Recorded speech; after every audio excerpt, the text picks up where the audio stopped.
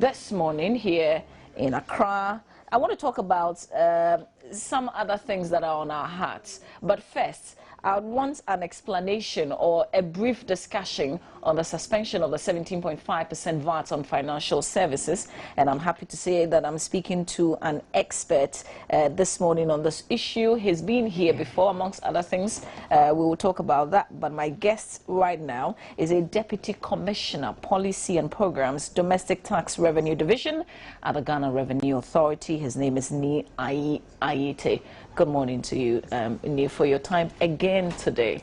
Thank you very much for having me here. Good morning. Good morning to your viewers. So the GRA issued a press statement yesterday. That's right. We had heard in the morning that there had been the 17.5% on financial services had been suspended. Do you know if this would come back sometime? Well, the word suspended certainly means that it has been put on hold. I mean, it's exactly the word suspended, so that it will come back when the time is appropriate. But I think the statement gave a very brief reasons to that kind of suspension. There had been monitoring and evaluation of the trend of public education, public discourse. Consideration have been given to some requests for some time for the banking systems to be properly tested and run and to make it ready for the implementation of the tax. And there have been consultations with all the relevant stakeholders, and that is what has given rise to the need to put it on hold, suspend it for the time being, so that there can be continued education, sensitization, the technical changes that have to be done to systems and the rest to ensure that we have a hitch-free implementation of the tax. Remember that the tax is an act of parliament. To the extent that it is not repealed, it is still in existence, and therefore it will come back. Yeah, but this was something that was supposed to have taken effect in January, actually. You want us to start? And then today? it was pushed to July. That's you know, right. after talks. So does it mean that the GRA perhaps didn't do their homework well? You didn't do enough education before you started rolling it out? What is homework? Homework is several. The issue is in implementing a tax, as has always been. There is a lot of considerations that are put in it. And like the statement is saying, there has been that evaluation of the situation as far as public education is concerned. And then more critically, as far as the technical changes that need to be made by the main implementers, to ensure that you really apply their systems as far as is possible for the collection of the taxes. And then also consultations with, like I say, all relevant stakeholders. That's what the statement say. And I'm saying that to the extent that it is a law that is still in force, it is not repealed. The question is, it would come back when the time is appropriate and to be properly communicated to the public. That's right. Except that we don't know when. You will know when it is because these are consultations that are made, so that I won't sit here and say this date or that date. It will be made public, just as this type of postponement has been made public. That's right. So the last time that you were here, right, I think we talked extensively about the 17.5, and I wanted to get into different areas. Oh, you wanted me to call it the VAT? So that VAT. put it in proper perspective. Okay. VAT at a rate of 17.5%. VAT at a rate of 17%. Because VAT is also at a rate of 0%, and in some cases it's exempt. So we don't want to put it in.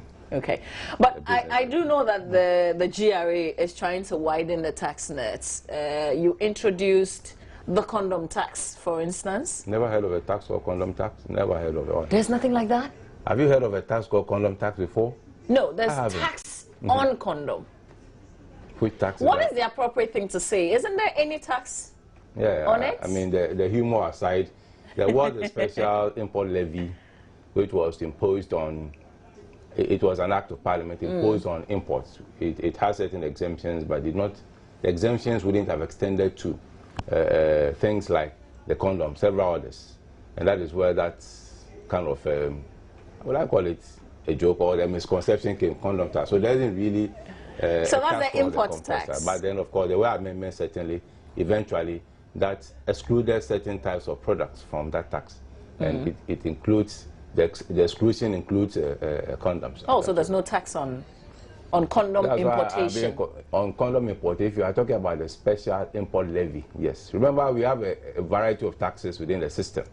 And I believe this type of business program, we need to let persons know that when you talk about tax, there are several forms of it. But if it's a special import levy, which you perhaps may be alluding to as a condom tax, that went through an amendment and it isn't on condoms.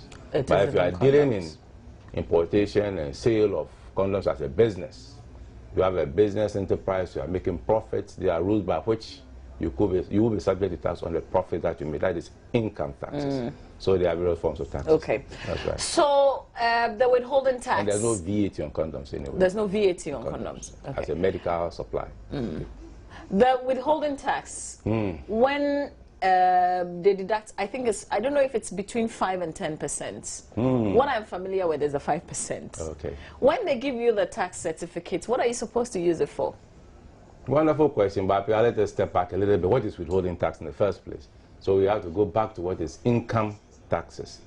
When a person is in business or makes what we call a type of income, the income can be from business, it can be from employment, or it could be from an investment, okay?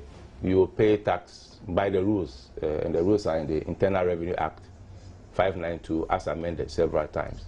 So there's income tax that is paid by persons who are in business. Now the 5% withholding tax that you are talking about is a provision in the law that where you, a person other than an individual, so it can be multimedia, it can be GRA, it can be any establishment, companies, where you make payment to any person for the supply of goods and services to you, okay, for the supply of goods and services to you, and the payment exceeds 500 Ghana cedis, you are to hold back a percentage of the amount that you're paying to for that person as a person's tax. That is what is called withholding tax. You withhold from the payment being made to that person an amount. The one we're talking about is 5% of the value. And that amount is paid to the Ghana Revenue Authority. That amount is tax that that person, the supplier, is paying on account. Okay, so when you hold back that amount, you are actually taking part of the taxes that the person would have paid and paying to GRE. So when you pay to GRE, you are given, apart from your receipt, what we call a tax credit certificate in the name of your supplier, which will go to your supplier. At the end of the year, when the supplier submits his own returns, there's a computation of how much profits that have been made, how much chargeable income, how much of that profit to be charged to tax, and how much tax that person must pay. And when that is done, the credit that the person has is deducted before he makes the payment. I don't know whether I've made it clearer or brought too many things in it. So one, withholding tax is a tax. So you're paying, you know, say I do a piece of work for you and Wonderful. you take the 5%. That's You're right. paying on my behalf. I'm taking, Otherwise, you could give me the money and then I would go and pay. Is that it? You could give you the money, you do your business. This income tax, you do your business. At the end of the year, you submit your returns, you show your statements, and then you are taxed on what you should pay. And indeed, there are situations where a person will not be subject to withholding tax. That the person could be granted an exemption from suffering withholding taxes, depending on certain conditions. I hope that makes it clear. Yeah, that so makes... you, the supplier, from whom tax has been withheld, you have got a credit with the GRE. And that credit is evidenced by the tax credit certificate that you are issued when it is paid to GRE. And you keep those credits and then use it as an offset against the taxes that will be determined on your annual profits. That's generally what the tax credit certificate and all those things stand for. Okay, so when I have a certificate, what can I use it for? It is a credit that you have. So that, just using general terms, you, at the end of the year, when you have submitted returns, it's determined that your annual tax for 2013, for instance, should have been, say, 2,500 from the computations that have been made.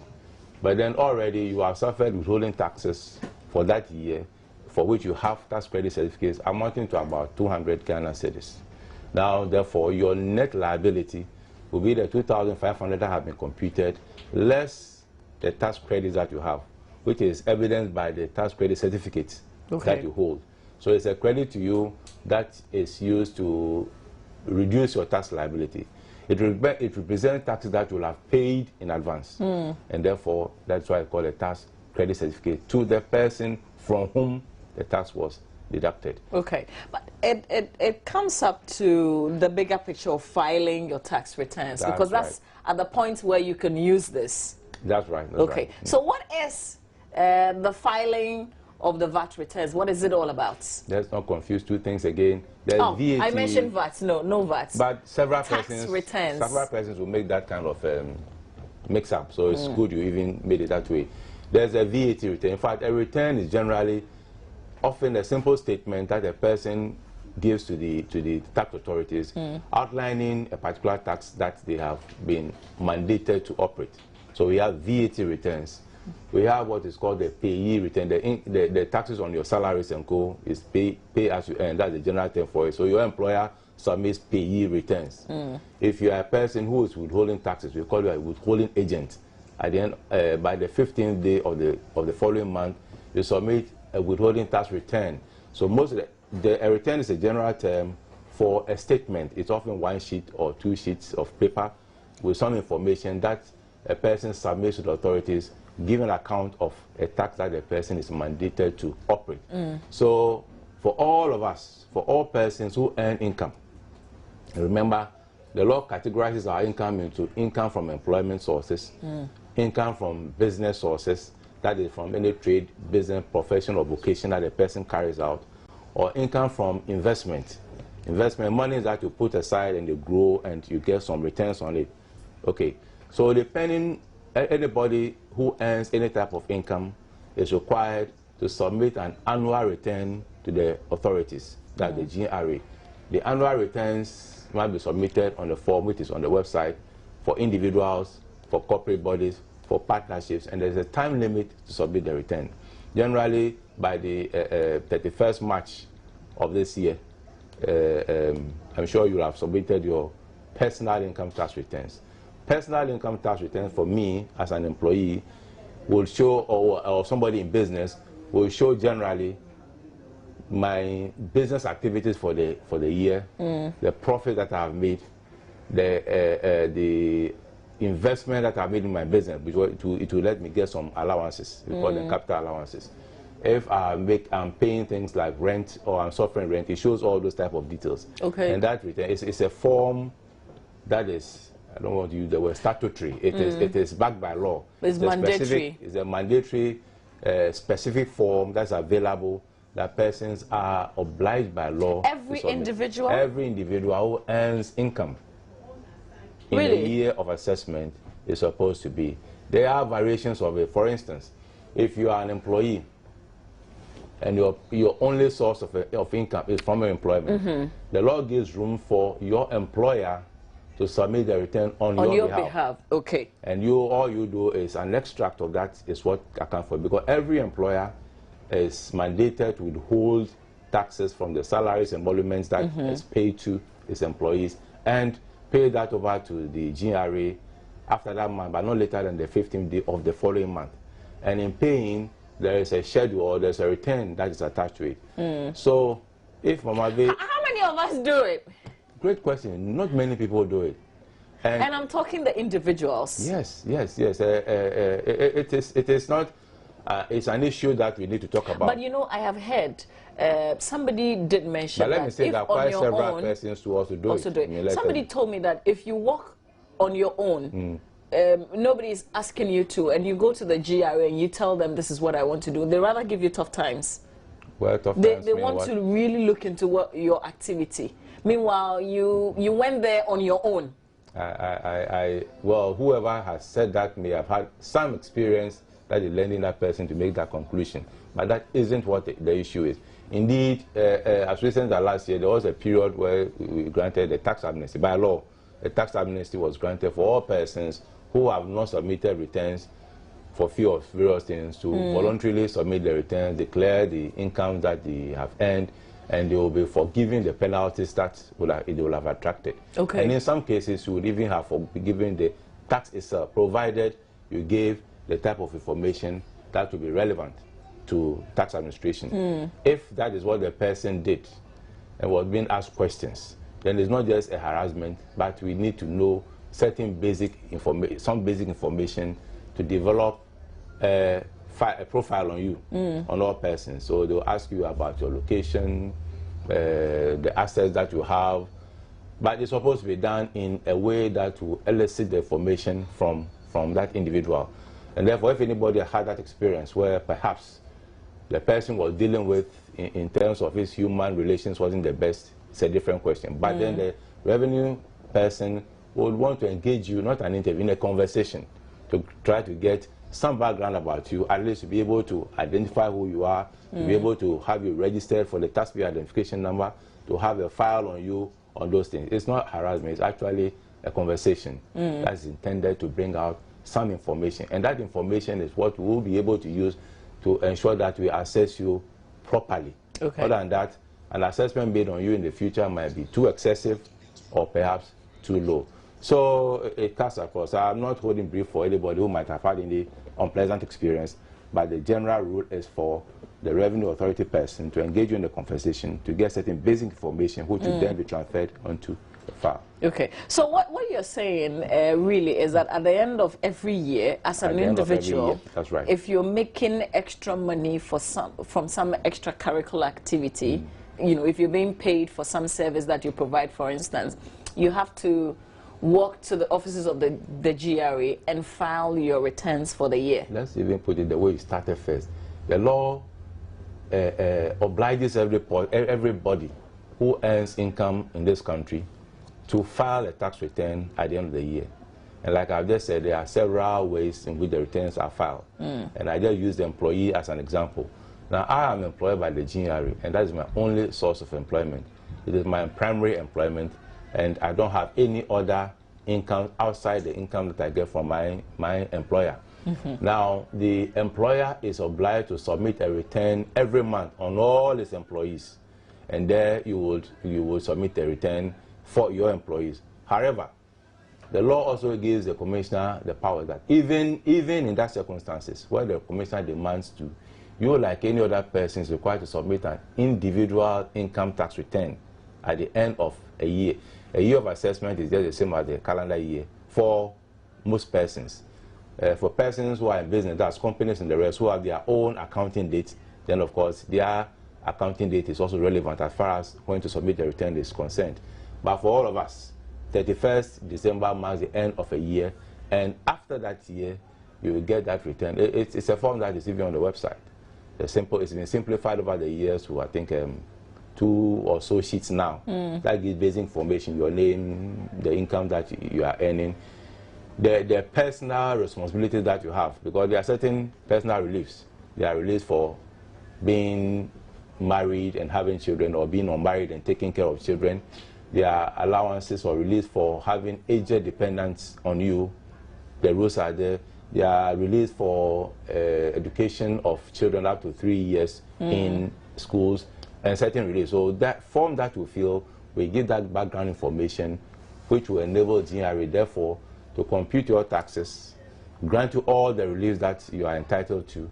If you have got tax credits, deduct all those tax credits before coming up with the net liability that you pay. Okay. So filing return is very important. One, it enables GRA to have the information that will enable us to grant you the relief that you are properly entitled to, and the allowances that you are properly entitled to.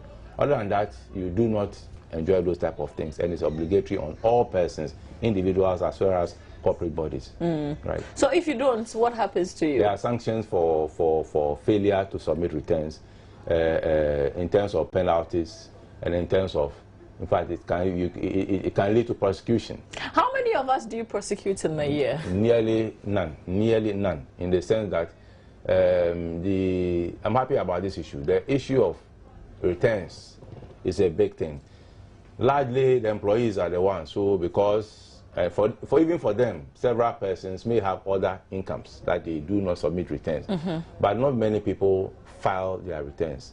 And then we at this stage have always been engaged in that kind of activities that will encourage persons to file returns, because I tend to say that if you have a group of persons, 100 or whatever, and 90 are disobeying a law, it is very difficult to enforce the sanctions that are attracted.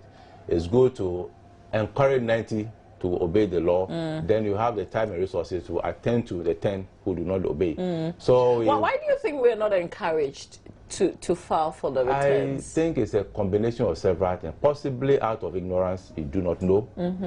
There's always the perception, like you started, that it's difficult dealing with the revenue authorities, even though a return that you file is far easier to complete than several visa application forms that you So readily this complete. returns that you're filing, That's right. it's a form that you're filling. That's It's not right. money that you're paying. No, a return basically is a form that you are filling. But that form will lead to the liability that you have. Remember, you could also be in credit. I mean, I'm not including businesses and all those type of things. You could even be in a credit position. Okay, so at that stage, it's a form that you are required to file, so that is obligatory. Now, out of your returns, where there is tax to be paid, there are also periods that you must pay the tax, and the tax must also be paid. So for most persons, employees, you file your tax return, it doesn't necessarily mean that you may have some tax to pay. You may have, if you have not declared earlier all the income that you have to declare. But the important thing is that where your return, you develop the habit of filing returns. Like I said, you get the allowances that you are properly entitled to, and then there is specific information on you that can be used as a basis to assess you in future. Where that information is not there, the law gives the Commissioner General the power to, based on any information available to you, to him, assess you. And that is where your assessment may be excessive, etc. So it's in everybody's interest to attempt to file. So these allowances that you may enjoy if Reliefs, indeed let's you call it have that way. these The reliefs, relief, that's right. is it from the states? I mean, how does it come about? It is part of the law. For instance, if all of us are employed by multimedia, and the tax rates are there that we pay, but I have my grandmother with me, I provide for that person, and the mother-in-law, they stay with you, you provide, they are above their 80s, in their 80s. And I file my returns, showing that I have aged dependents. There is a deduction that is going to be made from the income before the tax rate to be applied. And that is the relief that I'm talking about. So if all of us have, let's say, for explanation purposes, our income that is supposed to be charged to tax, you have what is called your assessable income. The income that is assessed, some deductions are made, and we come down to what to be charged to tax. Now, where I enjoy the aged dependence relief, for instance, if all of us have a chargeable income of 3,000 Ghana cedis, I would have that amount, that relief, deducted from my 3,000 before the tax rate will be paid, will be applied. So my chargeable income could come down to 2,500, whilst yours remain at 3,000.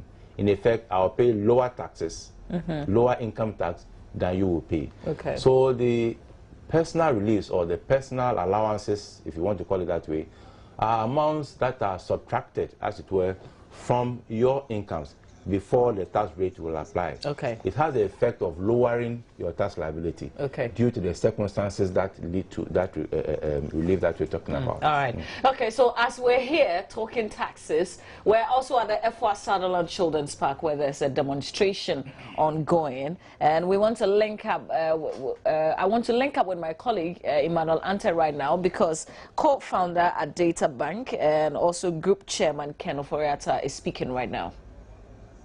A government should be able to mitigate these issues. It seems to be getting worse. Our currency has been down some 30% this year. The deficits are terrible, and the cost of living is a big problem. So for all of us is to use this constitutional right to demonstrate, to let government know that this is impacting all of us, and we need to do something about it. And I think this is a very civil way to do that. I think Ghanaians, we've not been too good about civil activism in a positive way, and hopefully meetings, demonstrations like this will begin to make us appreciate that we should use this vehicle to also, in addition to what Parliament is doing, to ensure that governance is done in a way that progresses the lives of all of us. Would you say that this will yield the positive results that we are looking for? Oh, very much so. You know, I was watching the civil rights movement in America, and it always starts in a small way, where awareness is built, citizens begin to appreciate that they should get involved, and soon you have a groundswell that then leads to government sitting up. I think amongst all of these things is the economy that we are talking about, but then it will lead to things about our electoral system. I mean, I think we all saw the petition, and I guess we all acknowledge that at least with the electoral system there needs to be certain changes. So as you begin to look at democracy, you look at the economy, you look at how you get your governments, and all of these things are sort of little blocks that hopefully will lead to a greater society that I think we all deserve. Some people are saying that it's the other political parties who push for these things, just in a way to score a political point. What would you say about this particular group? Would you say that it's part of a political? I would be surprised. I mean, I was in the States. I just got in last night, you know, heard about it. And I'm like, well, this is a great thing to do, you know. I didn't know any of the names. And that really was the empowering thing, that normal citizens are concerned about the issues, not in a partisan way, but in a way that says that, you know, it affects all of us, and the government should not take us for granted. So by all means, for political points, people will try to ascribe it to a certain political regime, but I suspect that whether you are NDC or NPP, the 30% depreciation of the currency affects you. The value of our money affects you, petrol queues affect you, and you like a means of getting to your government for them to address those issues. Now, with 54 years on, Ghana in a Republican state, what significance would you say Ghana has achieved in these 54 years of our Republican state? Well, you know, I think we all, you know, I mean, I just really think it's a country that is anointed, that one has to believe in, because it is a great place of a great people.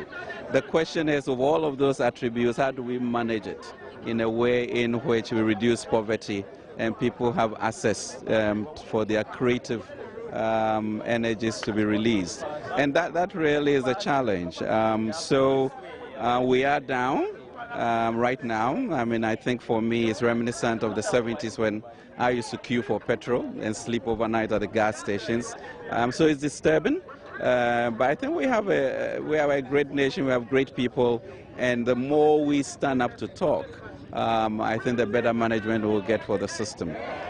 So these are difficult times, but it's not time to be hopeless, because if you look at our demographics, the youth is huge, and really if we guide and train them properly, I think we'll get to what we deserve to be as a nation. Okay, but have we really gotten to, or do we really have something to show for the 54 years of existence? Oh, definitely. I mean, we are. What are they? You know, I mean, I'm a proud Ghanaian, and so there must be something in our DNA which makes us happy with what we have achieved. I mean, we've gone through political processes, and you know, the fourth Republican Constitution that we have now is 20 years without, you know, any military intervention. And not a lot of countries can say that. We've gone through periods of, you know, 7, 8, 14% growth. I think our educational system has gone through periods, you know, of great renewal, and it's not the greatest at this point in time. But I think there are structures that gives you hope that the future can be bright if we all get engaged and steer the governments in the right direction. All right. Now, after this demonstration, what would you like to see after the demonstration? What's any positive thing or negative thing would you like to see? I think there's always political inertia where governments will pretend not to respond, but subconsciously they begin to realize that, you know, something is bubbling up. and they have to. So it might not be an obvious white paper or anything else, but the brick has been laid and it can be built on. And that is what is significant. When you're able to get people out of bed to do this, you begin to get more and more people joining in that. So I think it's a huge psychological break to be able to use social media and begin to get people to respond to this. And I think government should really sit up, because they'll be surprised at how this can mushroom in future. Well, you heard Ken Ofori-Atta, who's come all the way from the U.S. I just came back last night. Right. Yeah. And he's joined the group to demonstrate against with the whole what? Family, actually. With the whole family, just to demonstrate Need against. to know that there are things that we need to confront and be patriotic as we do them. Now, well, thank you very much, sir, for your time. They are singing the national anthem. Let's listen. Fill our hearts with true humility, make us cherish fear. Well, that's co-founder of Data Gang Group there, Ken Ofori-Atta, speaking to my colleague Emmanuel Ante. And just a little background. This is the group at the Effort Sutherland Children's Park. They are actually known as Occupy Flagstaff House. Earlier, they wanted to go to the Flagstaff House, but the police said, no, you can't. The only place, no, you can't. The only place that you can is the Effort Sutherland Children's Park. So that's where they are now, a group of professionals demonstrating, amongst other things, the shortage of fuel and the depreciation of the Ghana cedi as well. So there you have it. We have one eye there as we still continue with the AM show. Later on, we're told that the police say they will allow some 3 persons to present a petition to an official at the Flagstaff House. But we're told also that there's a presence of policemen, quite a number of them, though, at the Flagstaff House. Quickly, I just want to go back to the Effort Sutherland Children's Park. But that's all. Yes. Thank you. You know what? Today I am very, very happy that we have professionals here to protest or demonstrate. Yes. It is about time. Stop sitting on the bench. Yeah. I've been talking for a long time. And finally, yes, I am happy that my peers has joined me. This has nothing to do with NDC or MPP. No. In any society, if the people who know how don't talk or sit on the bench, you allow idiots and fools and bandits. You know what? Why do you think we haven't been able to do this for a long time? There's no fear. The police are here. Okay, so more on the demonstration later on, but can I say thank you? I think we have to do another session with you, Certainly, yeah, I guess there are several things that we could talk about, but let me just leave the parting word that let us all be aware that taxation is not an issue of, well, it's politics to one extent, but it's the lifeblood of any nation. And indeed, in all cases, everybody must contribute, not only in paying taxes, but even helping the tax systems to grow. Okay. The GRA, I know traditionally we are saying taxmen or so as persons to be feared, but no, it is a collaborative effort. Indeed, the approach is to cultivate the taxpayer so that you can reap more taxes. But then it's a responsibility for all of us, and at any time we need to take into consideration whatever concerns. But tax laws are documents. They are documents that anybody could have access to, read, and of course, GR is always available to give information on any aspect that we think anybody would think is not too clear. And I appreciate the fact that you're always available for us. We have another session. We'll talk property and rent tax. That's our next session. Welcome. But thank you. Please